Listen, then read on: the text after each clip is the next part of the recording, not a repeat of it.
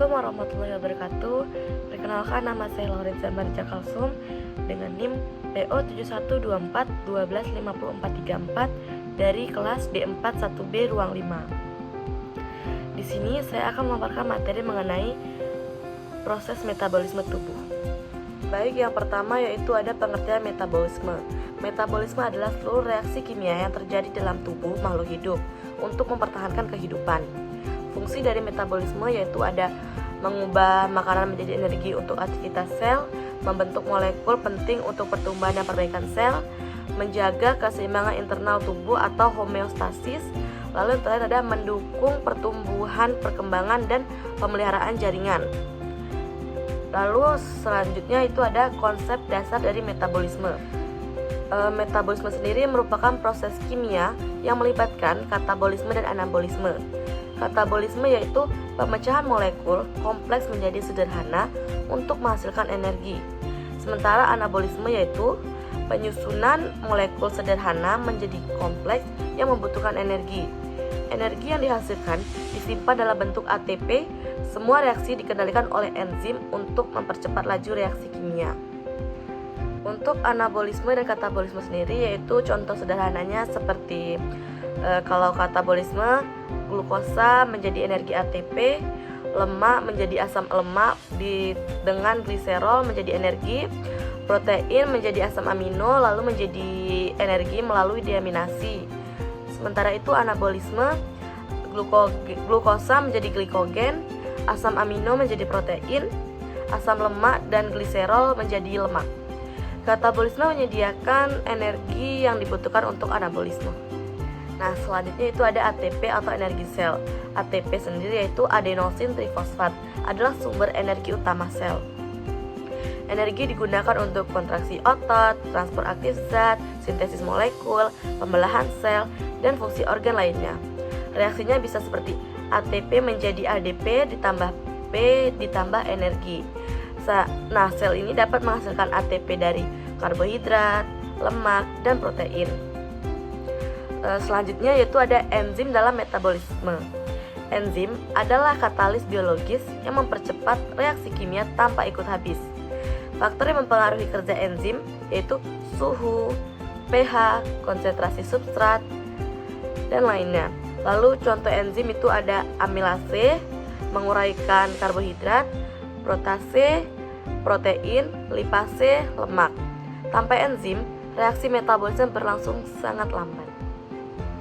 Nah, untuk yang selanjutnya itu ada respirasi sel.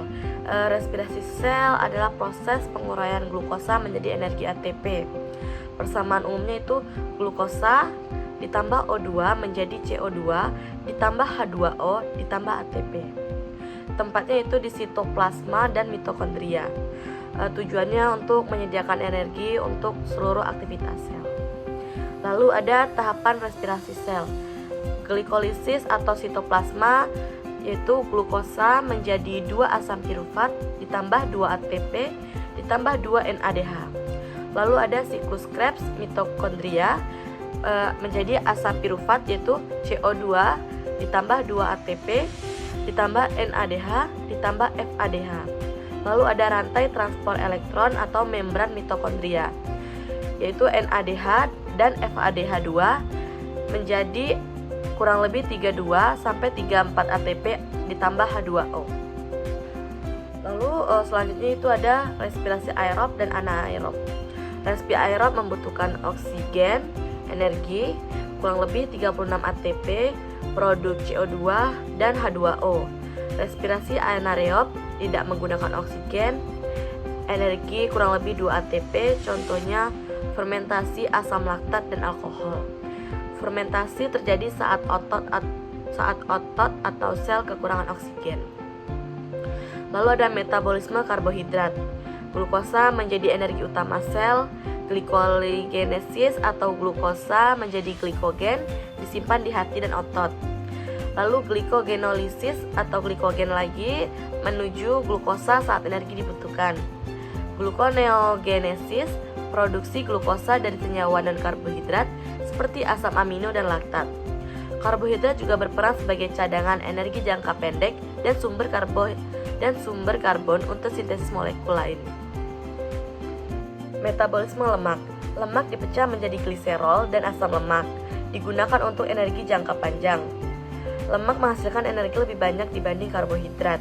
Lemak berperan membentuk membran sel, hormon steroid, dan vitamin larut lemak. Proses oksidasi, asam lemak disebut beta oksidasi, menghasilkan asetil CoA masuk ke siklus Krebs.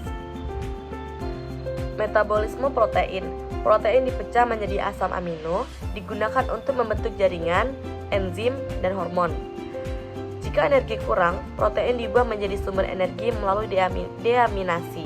Produk sampingan amonia diubah menjadi urea, disekresikan oleh ginjal. Protein juga penting untuk transport zat dan pengatur osmolaritas sel.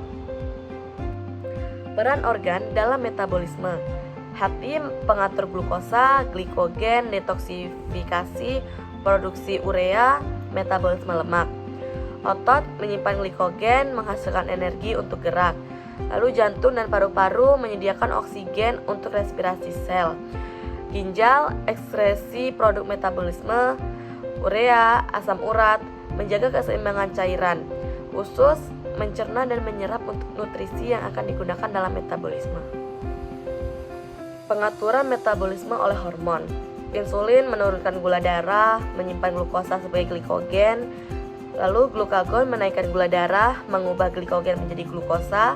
Lalu triptoksin mempercepat metabolisme seluruh tubuh. Lalu adrenalin meningkatkan energi cepat saat stres atau aktivitas tinggi.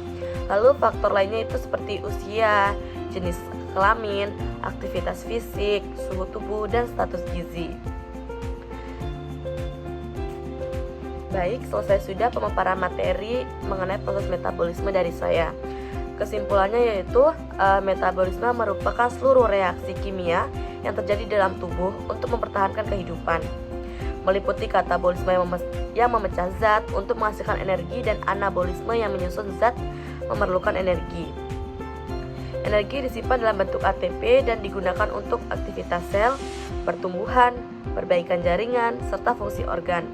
Tahapan metabolisme termasuk glikolisis, siklus Krebs, dan rantai transport elektron. Metabolisme juga meliputi pengolahan karbohidrat, lemak, dan protein sebagai sumber energi dan molekul penting. Semua proses dikendalikan oleh enzim dan hormon sehingga metabolisme dapat berjalan teratur dan menjaga keseimbangan tubuh atau homeostasis. Sekian presentasi materi proses metabolisme dari saya. Assalamualaikum warahmatullahi wabarakatuh. I just had to let you know you're